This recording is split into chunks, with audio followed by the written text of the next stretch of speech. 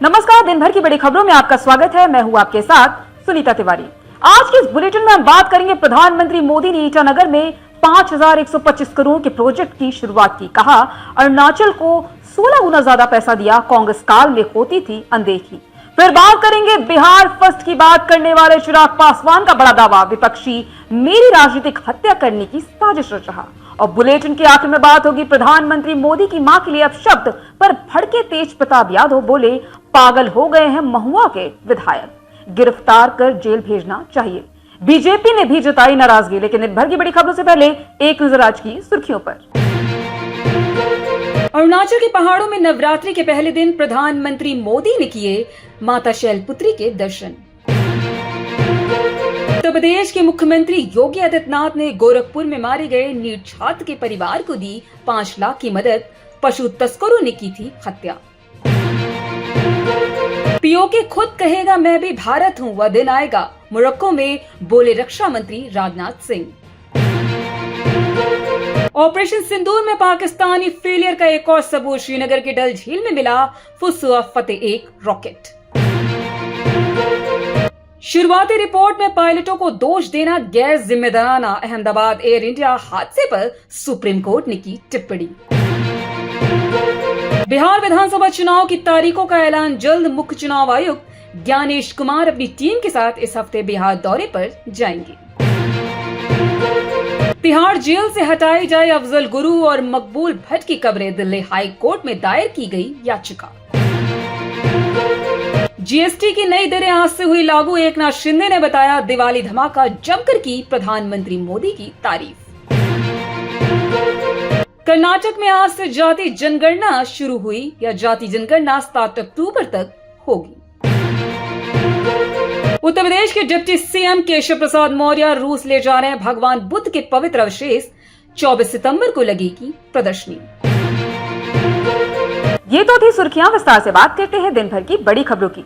प्रधानमंत्री नरेंद्र मोदी अरुणाचल प्रदेश और त्रिपुरा के दौरे पर है। सोमवार सुबह वह ईटानगर पहुंचे। यहां उन्होंने व्यापारियों और टैक्स पेयर से बातचीत की। उस दौरान उन्होंने जीएसटी की नई दरों पर व्यापारियों की प्रतिक्रिया भी ली। इसके बाद 5,000 करोड़ रुपए से ज्यादा की परियोजनाओं का शिलान्यास भी किया। इस दौरान उन्होंने कहा कि नॉर्थ ईस्ट उन्हें दिल से पसंद है, इसी वजह से उन्होंने अपने मंत्रियों के लिए नॉर्थ ईस्ट का दौरा अनिवार्य कर दिया है। वह खुद पीएम रहते हुए 70 से ज्यादा बार नॉर्थ ईस्ट आए हैं। आइए जानते हैं रिपोर्ट में और क्या कहा प्रधानमंत्री मोदी ने अपने ईटानगर के दौरे के दौरान। बता दें कि ईटानगर में लोगों को संबोधित करते हुए प्रधानमंत्री मोदी ने कहा कि देश में जो टैक्स इकट्ठा होता है उसका एक हिस्सा राज्यों को मिलता है। जब कांग्रेस की सरकार थी तब अरुणाचल प्रदेश को 10 साल में सेंट्रल टैक्स में सिर्फ 6,000 करोड़ रुपए ही मिले थे, जबकि भाजपा सरकार के 10 वर्षों में अरुणाचल को 1 लाख करोड़ रुपए से अधिक मिल चुके हैं। यानी भाजपा सरकार ने कांग्रेस की तुलना में अरुणाचल प्रदेश को 16 गुना ज्यादा पैसा दिया, और यह सिर्फ टैक्स का हिस्सा है।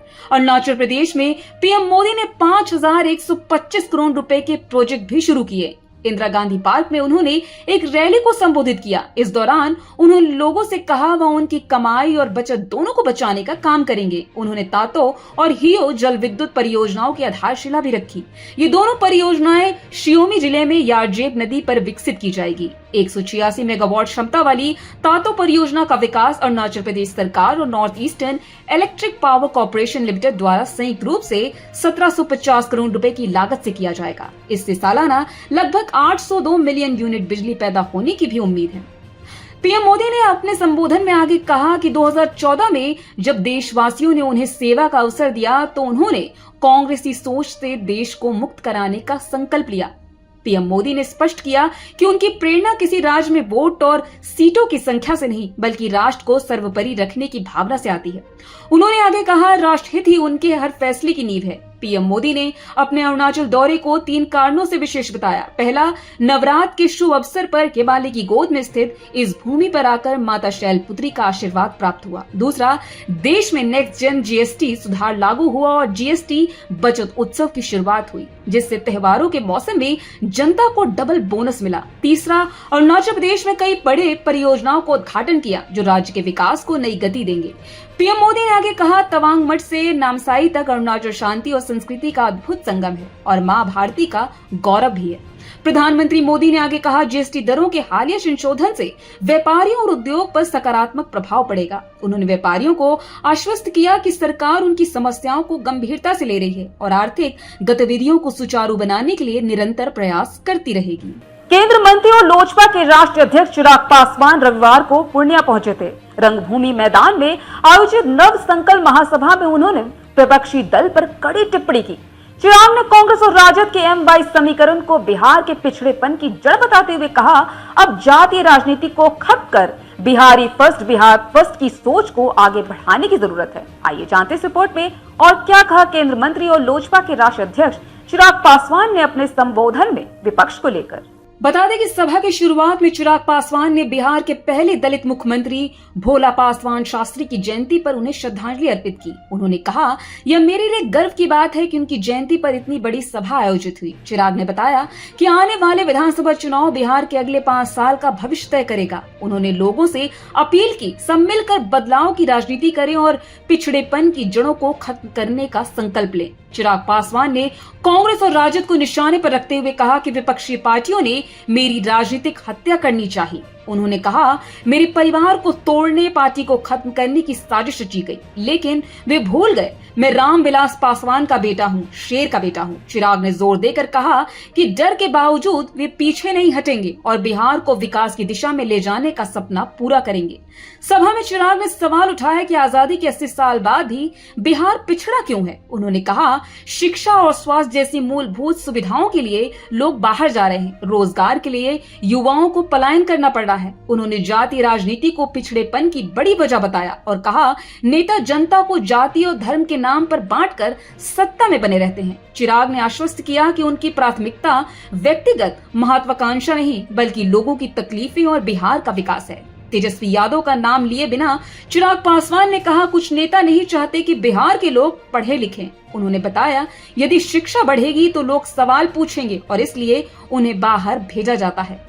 चिराग ने जनता को आश्वस्त किया कि उनके सपनों और आकांक्षाओं से अधिक उनका ध्यान बिहार वासियों की भलाई पर है। उन्होंने आगे कहा, आने वाले दिनों में उन्हें और चुनौतियों का सामना करना पड़ेगा, लेकिन बिहार को विकसित बनाने का उनका सपना कभी भी नहीं टूटेगा। बिहार में राहुल गांधी की वोटर अधिकार यात्रा में प्रधानमंत्री नरेंद्र मोदी की मां को गाली देने का मामला अभी ठंडा भी नहीं पड़ा था। एक बार फिर से आरजेडी नेता तेजस्वी यादव की यात्रा के दौरान पीएम मोदी की मां को गाली देने की बात सामने आई है। बीजेपी के कई नेताओं ने सोशल मीडिया पर एक वीडियो शेयर करते हुए ये दावा किया कि महुआ विधानसभा में तेजस्वी की जनसभा में पीएम और उनकी मां के खिलाफ अपशब्दों का प्रयोग किया गया। आइए जानते इस रिपोर्ट में क्या कहा तेज प्रताप यादव और बीजेपी ने बिहार में फिर से हुए प्रधानमंत्री मोदी की मां के अपमान को लेकर।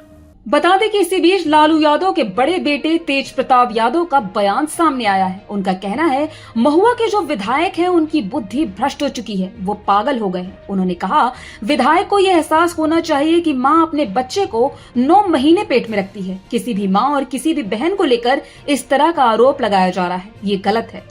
उन्होंने कहा, वो प्रधानमंत्री नरेंद्र मोदी, केंद्र सरकार और बिहार सरकार से मांग करते हैं कि जल्द से जल्द उसे गिरफ्तार करके जेल भेजा जाए। उन्होंने सख्त लहजे में कहा, अगर ऐसा नहीं होगा तो उनकी पार्टी जनशक्ति जनता दल बिहार में आंदोलन करेगी और महुआ में भी आंदोलन किया जाएगा जब तक वो जेल नहीं भेजा जाएगा। दरअसल तेजस्वी यादव इन दिनों बिहार अधिकार यात्रा निकाल रहे हैं। इसी के तहत उनकी यात्रा महुआ विधानसभा पहुंची, जहां उन्होंने गांधी मैदान में जनसभा को संबोधित किया। इसी दौरान किसी ने पीएम मोदी को गाली दी और उनकी दिवंगत मां को भी अपशब्द कहे, जिसका वीडियो सोशल मीडिया पर वायरल हो रहा है, जिसमें देखा जा सकता है कि तेजस्वी मंच से जनता को संबोधित कर रहे थे। उनके साथ महुआ से आरजेडी विधायक मुकेश रोशन समेत अन्य नेता कार्यकर्ता भी खड़े थे। तभी भीड़ में से किसी ने पीएम को गाली दी और उनकी मां को भी अपशब्द कहे। बिहार बीजेपी ने इस वीडियो को सोशल मीडिया पर शेयर करते हुए आरजेडी पर निशाना साधा। पार्टी ने पोस्ट में लिखा, गालीबाज आरजेडी, तेजस्वी की मां बहन गाली योजना। तेजस्वी ने एक बार फिर अपनी रैली में मोदी जी की दिवंगत मां को गाली दिलवाई। आरजेडी कार्यकर्ता जितनी गालियां दे रहे थे, तेजस्वी उतना ही उनका मनोबल भी बढ़ा रहे थे। वहीं बिहार के उप मुख्यमंत्री सम्राट चौधरी ने भी वीडियो को सोशल मीडिया पर शेयर किया, जिसमें उन्होंने लिखा, तेजस्वी यादव कार्यकर्ताओं की गालियों को बढ़ावा दे रहे थे और यह व्यवहार बिहार की संस्कृति को कलंकित करने वाला है। सम्राट चौधरी ने आगे कहा कि बिहार की माताएं और बहनें इस अपमान का लोकतांत्रिक जवाब जरूर देगी। तो आज इस बुलेटिन में इतना ही। आप देखते रहिए द लोकसभा।